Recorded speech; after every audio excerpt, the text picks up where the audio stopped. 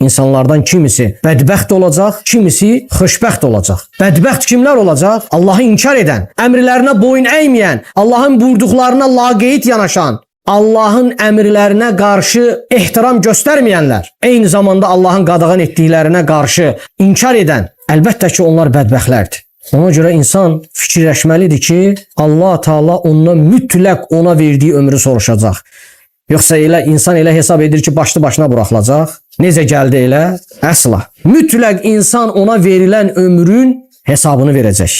Mütləq insan diriləcəkdir. Mütləq bu Allahın vədidir. Allahın vədi haqqdır. İnsan öldükdən sonra Allah onu dirildəcək. O Allah buna qadirdir. Biz buna iman gətirmişik. Yəqinliklə, qətiyyətlə insanı yoxdan var edən Allah məyər insan öldükdən sonra onu diriltməyə qadir deyilmi? Əlbəttə ki, qadirdir.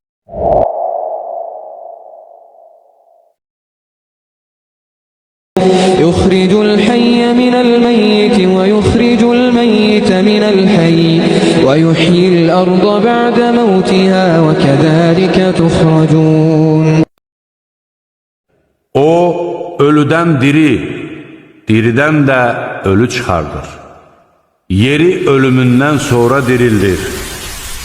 Siz de qəbirlərinizdən belə dirildilib çıxardılacaqsınız.